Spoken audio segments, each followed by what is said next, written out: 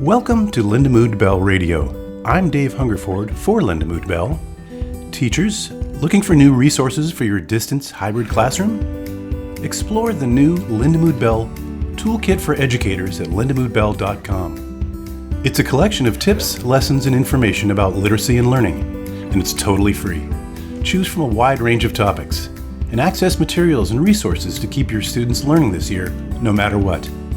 Get the new Lindamood-Bell Toolkit for Educators at lindamood-bell.com. Today's episode is a Leaders in Literacy panel discussion hosted by my colleague Dave Kivera. He's the Director of Development in our Lindamood-Bell for Schools division. The subject is teaching during the pandemic. Teachers respond to the most at-risk students. Welcome. Thanks for joining the Lindamood-Bell for Schools Leaders in Literacy webinar. My name is Dave Kivera, and I am the Director of Development for Lindamood-Bell for Schools. I'm excited today to be hosting our teacher panel of folks from around the country who are working with some of the most at-risk students in school. We'll be talking about some of the challenges that they've faced working in this new environment, whether it's virtual or it's sort of hybrid or in person. We'll also be talking about how they've overcome some of those challenges. And we'll also talk about some positives that they'll be taking away from having gone through this experience. All of the teachers that we're talking with today have been trained in at least one Lindamood-Bell program. So whether that was Seeing Stars or Visualizing and Verbalizing or the LIPS program, or in some cases the Talkies program. And while they'll be sharing some about that program, our hope is obviously that they'll be sharing even more about what their experiences teaching have been like, so that we all find some value and some good knowledge that we can take away from this discussion today. So I want to start by having our teachers introduce themselves. And because you're top left in my screen, at least, Melissa, would you like to go first? Sure. So my name is Melissa Rosenberg. I'm a speech-language pathologist for Norwalk Public Schools. I'm currently in an elementary school, and right now we're back at school, and I'm seeing some students in person, but I'm still primarily seeing my students virtually. Great. And when you say you're seeing them virtually, are they at home or is it virtual? Some are at home and some are at school within their classrooms. Got it. Great. Emily, how about you? Hi, how are you? I'm Emily Santamarina. I am a speech and language pathologist in the Rockville Center School District in New York. I have been back at work since September, seeing students both in person and virtually, as well as blended, where I have some students in the classroom and some students at home as well at the same time. So it's been a very interesting and new experience. And yeah. Sounds like I can't wait to hear more about that. And then Maggie, how about yourself? So I work in Baltimore County Public Schools in Maryland. I work in an elementary school as a special education inclusion teacher for 4th and 5th grade students. And we are all virtual currently. Staff do have the option of going to the building to teach virtually, but I typically teach from my laundry room where I am now. And yeah, so all of my students are included in general education, and then I pop into their Google Meet room to kind of pull them out and say, come to my Google Meet, and they join me in the classroom. Got it. That's great. All right, and then Valerie, how about yourself? My name is Valerie Hawt, and I'm a special day class teacher for 4th and 5th graders. I'm working in the Monterey Peninsula Unified School District, and we are virtual 5 days a week for my students. Great. Awesome. Thank you all for introducing yourselves. That was perfect. So next thing I wanted to move to was a little bit of talking about just what some of the challenges are that you've come across. And you know, I think we can all think back to last spring, which was relatively chaotic. You know, so maybe you're thinking about what were some of the challenges last spring that you came to. But we also have had some time to plan as we came into this school year. And so some of that might have changed, but what are some of the challenges and obstacles that you're still facing as we step into this new school year? So if we want to, maybe we'll mix it up and we'll go in a slightly different order. Maggie, how about yourself, if you want to talk a little bit about what some of the challenges are that you faced in Baltimore County? Yeah, I think overall, Baltimore County did a really good job at getting something together to send home with students on that last day of school. It was not a be-all, end-all, and I think anyone from the county would say that. But there was something. After 2 weeks, we started doing virtual instruction. It was a lot less rigorous than what we're doing now. I think the hardest part was kind of figuring out what our expectations were, and like helping people with different technology items. Our school district was already one-to-one, so students were very familiar with devices, and many had access to a device. Elementary school students' devices ended up being mailed to their houses from their schools. But overall, I feel like the hardest part was becoming a tech support overnight, which I'm happy to do. But it's definitely been tricky to like play tech support while teaching children how to read or do math or whatever else we're working on. And then it's also the connection. Like that to me is the hardest part. I miss my kids. I saw some of my now 6th graders, so they're in middle school, not at my school anymore. When they came with their younger siblings to do our material pickup at the beginning of the year, and I screamed when I saw some of them because I was so excited to see them. I saw some kids, I thought they were about to jump out of their cars. I was like, dude, you got to stay in your car, but I love you. Like, I'm so happy to see your face. So it really does make me happy to be able to see them virtually. Yeah. But I definitely miss them. I think that's the biggest thing. Awesome. Thank you, Maggie. And I think we ran into a little bit of technical challenge there for a second, too, as you froze up for just a second. That's the reality we're operating in, right? Melissa, how about yourself? What kind of challenges did you come across? Sure. So I definitely experienced similar challenges to Maggie. I think for me, it was just such an unexpected and sudden change. And it was so abrupt, and it was kind of during like a scary time. So that was like my biggest challenge when we first started, and just, all of the coordinating that distance learning required. So I think that was really, tough for me and my students and my families. And just another challenge that I think I still face is just, it's harder to engage students and get them to participate over, the computer. So that's something I think that I still continue to struggle with. Yeah. Awesome. And then Valerie, how about you in Monterey? Well, I think our district has done an excellent job of, training our teachers, but also, getting as many resources for us as possible. And frankly, they were expensive and to do that. And they've done a lovely job of that. But again, we all have to become experts at it, and we have to help our kids and their families use it. And that took quite a bit. I still have students who don't have good internet connections, and so they're constantly falling off, or they can't join me, or, I can't understand them, they're getting stuck. So that can be a real frustration when you're trying to teach, especially if, the reading portion or something, because you need to be able to hear them, and they need to hear you. But there's ways around it a little bit. And also, I think the distractions at home, my students tend to be pretty distractible already. And if the dog's coming through the room, the little brother, or whatever it is, they're very distracted. And we spend a fair amount of time trying to get them back into what they're supposed to be doing. And then just motivating. I agree with Melissa that it's hard to motivate them and sustain their focus and to do their best when it's online. So. Yeah, for sure. I know with my own kids that distractibility is a big one, especially when they're supposed to be navigating between different programs. And sure enough, they get distracted either by the teacher's instructions or what another kid is doing, or just by the nature of they went to the wrong place and they get off on that one. Emily, how about yourself?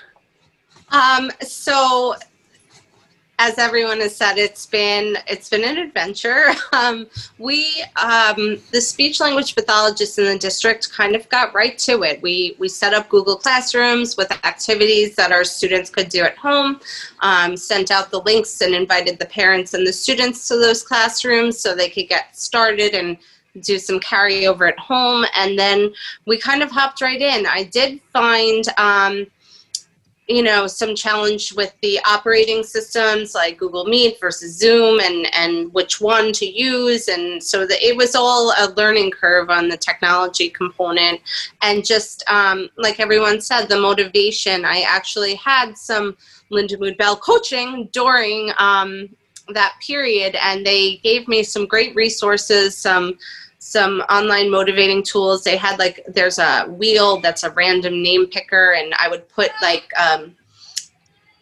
things that they could work for in there, and then we'd spin the wheel just to make it a little bit more interactive and engaging, because it's really hard to be interactive, especially tactilely. I feel like the students really just need that extra component. They don't just need talk, they need the visual support, they need the tactile support of everything. And so I thought that was a tricky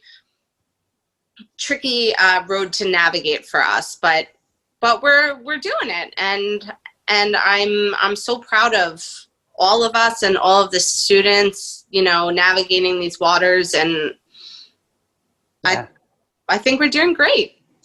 Awesome. So I appreciate everybody sharing some of the different challenges. There's a lot of overlap there, but also some different pieces that you pointed out a lot.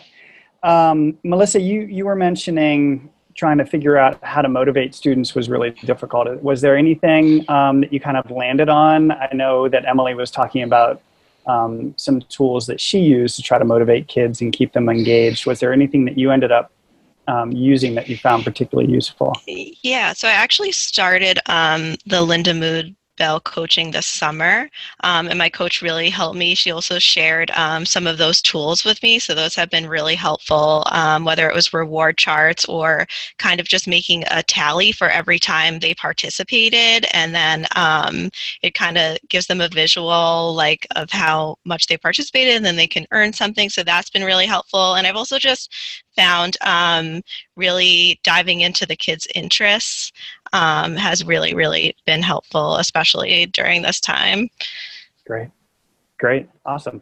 Maggie, how about some of the challenges you mentioned, specifically figuring out expectations? That was a really good one. It's definitely been interesting to figure out how to best support students in the virtual environment and kind of figure out how you're going to interact with them, especially in the world of inclusion where you are possibly pushing into a classroom and being another teacher, or pulling students out and they might not be available for some of the in-class instruction. I'm already on schedule number 2 of the year, and it's been a month. But definitely being flexible and meeting with people where they're at and when is available for them has definitely been a thing. I also was working with a Lindamood-Bell coach back when we started. And we had been working previously when you guys were on my computer and we were in a classroom, and then we were all on a computer. So that I found very funny. And so it was kind of nice to have that almost like normalcy point where it's like, okay, we're going to have another fun guest today that's going to do reading and math with us. And my students enjoyed that and are always very welcoming. I wanted to share what I've been kind of doing with engagement, though, because I had that same, how can I engage people? How can I figure out what kids need so that they can be ready to learn? And I ended up doing the same thing I do in my classroom. I just brought it home with me. I use punch cards. I can't show you them because they have student names. But it's just a piece of a sentence script. Got my good old-fashioned hole puncher. And they earn a certain number of punches, and they can earn a prize. We did spend some time at the beginning of the year as different student groups figuring out what prizes they would be excited for. But it's definitely going really well, and I'm excited because it's something that I know works for my kids. It's that tactile piece that they can see. But for me, I wanted them to be able to see it when they wanted to see it, and as quick as possible, and not have to click 6 million things. So Nice. That's great. Thank you for sharing that, Maggie. I appreciate it. Valerie, how come some of the challenges you were talking particularly about distractibility and kind of sustained focus with your students? Well, first of all, my children that I work with are already distractible. And so we knew that would be a problem because it's often a problem. But, we do remind the kids to focus. But the other thing is if they have an item, or if it's the dog, or if it's the whatever it is that we ask them to put away, I will say, let's schedule a time that you can share that with all of us. And then maybe, thinking maybe that will help them get some of that out. And also communicate with parents, so important. And I will say that I have really gotten a lot closer to the parents because this year, because I'm constantly calling them or texting them or whatever I need to do to negotiate the all that's going on. And one of the things is things like no TV, please. We may have talked about it before, but they don't remember. No TV, please. A quiet room if possible. I've got to share with you. I know you are in your laundry room. I actually had a little boy show up in his bathroom, sitting on the toilet seat, because that was the only quiet place he could find. And so anyway, I thought that was funny. You may want to take that out. Anyway, so our kids, they're often living in very close quarters. Where we live, housing is very expensive, and people are often a lot of people in one small area. And so having a quiet place is a challenge for a lot of our kids. And if they have other children in the house also doing online teaching and learning, they just isn't that many quiet places. And so he told me, Ms. Hawt, I got to, everybody's out there making noise. This is the only quiet place I can find. I said, that's great. I appreciate what you're doing. I said, keep it up, And the other thing about it is I also use, for Lindamood-Bell, I use the gems that are given. And they get also the punches. And I'm interested in hearing, Maggie, how you deliver the prizes, because I used to do that within my class. But now I've talked to all the parents and I've asked them to be the reward givers. But I encourage them not to just buy something for them, but to maybe have a family time where you can have the child who's won the prize come up with maybe choose a movie, and then they can have movie with popcorn, take a hike, go on a picnic, so it becomes a family happy time as well. And so the parents seem open to that, and the kids are excited. So we'll see how that goes. Great. That's great. Maggie, did you have any, how have you gotten prizes out to the kids? So I've moved completely away from physical prizes. I've done things like students cannot watch a YouTube video on their device, but teachers do have access to YouTube, so they can let me know a school-appropriate YouTube video that they can watch. We'll watch 2 minutes at the end of a lesson. They can choose a Go Noodle. Lunch Bunch is always a favorite. Drawing on Jamboard, which is a really amazing tool, especially if you're doing things that you want to have a manipulative, I think. What else have we been doing? Break Pass. Class DJ. They could choose a song to play at the beginning or end of class. Nice. Yeah. Nice. That's a great idea. Those are all good. That's a great idea. Yeah. They're fun. And they chose them, so they like them. Yeah, that's good. Emily, you were talking about in the same group with some of the kids in person and some of them online at the same time. What's that been like, and how have you tried to, meet? I haven't quite mastered that yet. It involves kind of projecting things on my smartboard and walking around with a laptop or an iPad and kind of, I think it's really important, at least for speech and language therapy. They need to see me. They need to see my face. I need to see their face. We need to have that open line of communication with each other. And so, I have not perfected it yet. I have not.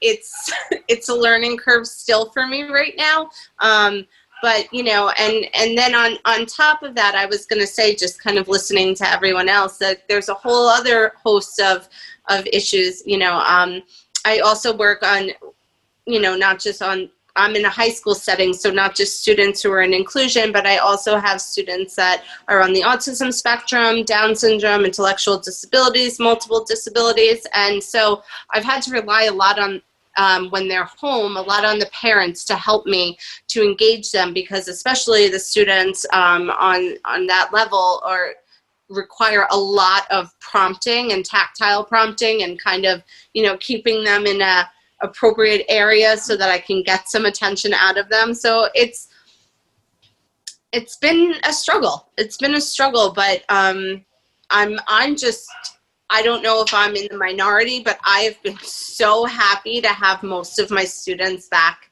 in person. It's been wonderful. It's been just a little touch of normalcy that I think we kind of all needed. So I'm fingers crossed that it'll stay. Yeah, I bet. All right, so I wanted to talk a little bit, and thank you all for sharing those ways that you've overcome things. Maybe we could talk for just a minute, and Melissa, will bounce back to you about some positives that you've taken from this entire experience that maybe will change how you're going to teach from now on that was different than what you were doing before.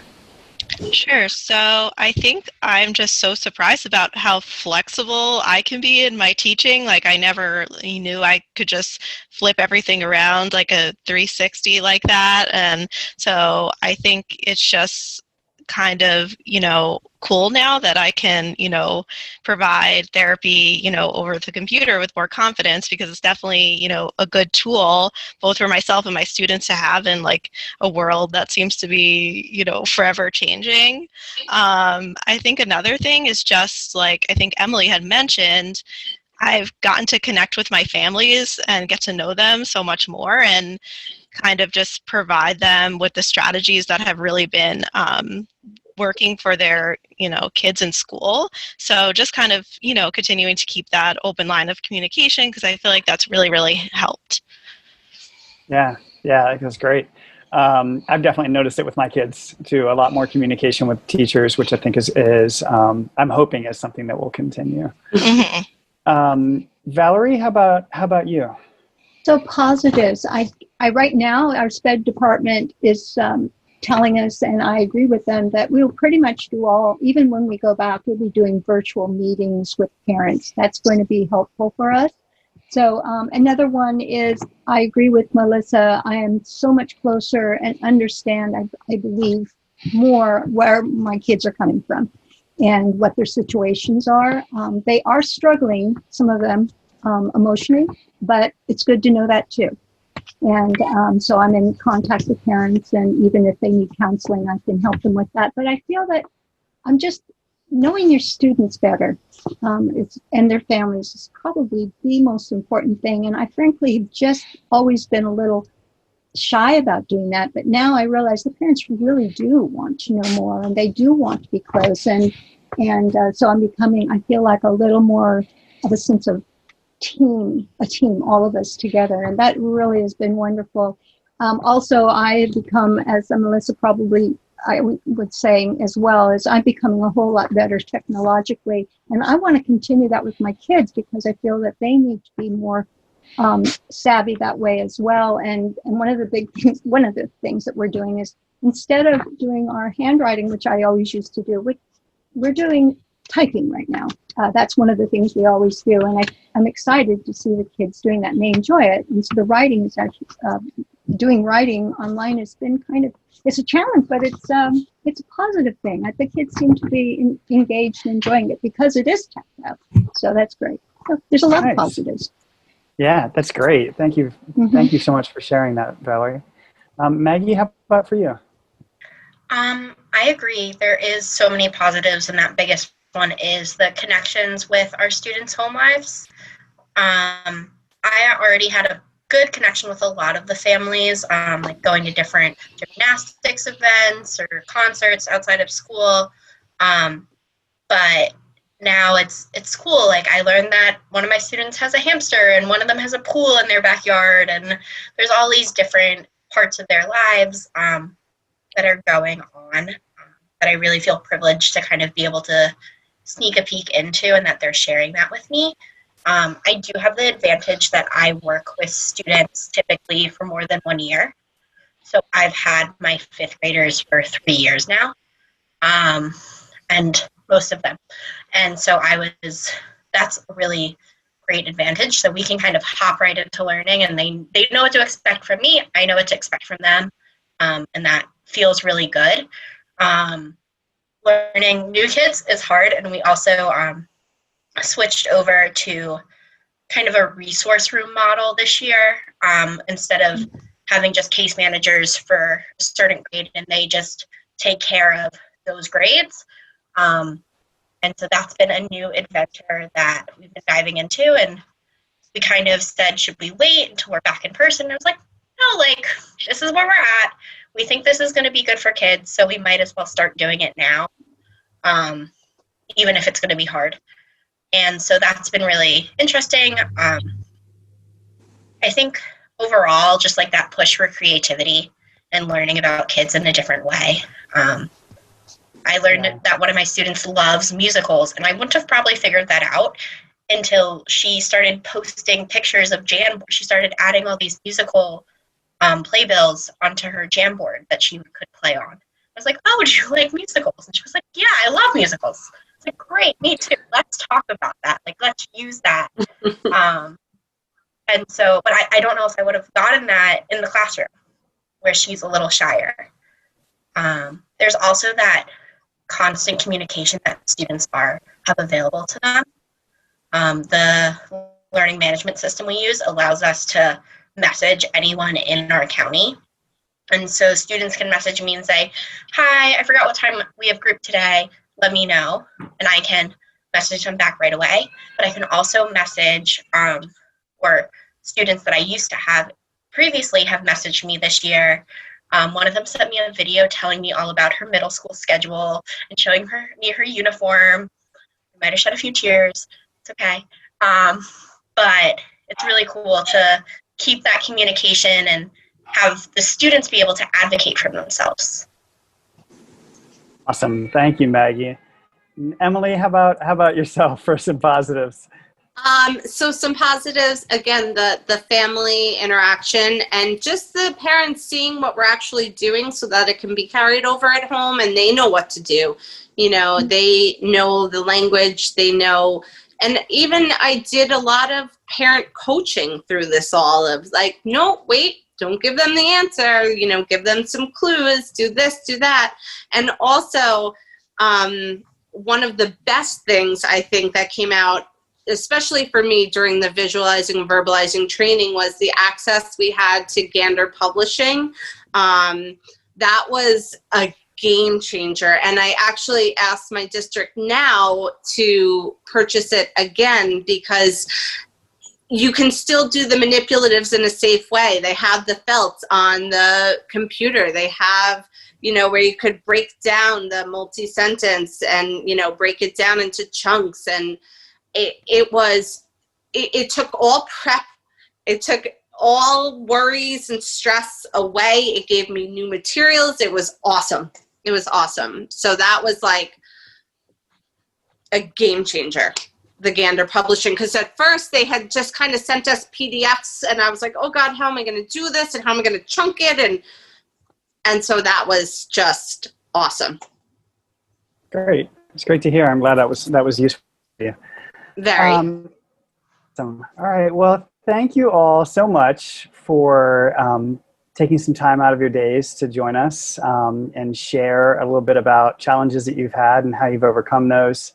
I had some really great takeaways from there. I think it was really great to hear how much everyone has changed in terms of their interaction with parents and caregivers and how that really informs what they're doing with their students. I think that's fantastic. And I look forward to hearing all as you continue through this school year and how your students and who knows, maybe round the team back at the end of the year and talk about what the school year was like. Thank you all for joining us for yet another webinar in the Lindamood-Bell for Schools Leaders in Literacy webinar series. We hope you found today's information valuable, and we look forward to seeing you in several more webinars over the course of this school year. Hope you all stay safe and have a wonderful year. And thank you for listening. For more information on our services, go to lindamoodbell.com. You can also follow us on YouTube, Facebook, Twitter, Instagram, and LinkedIn. We are Lindamood-Bell.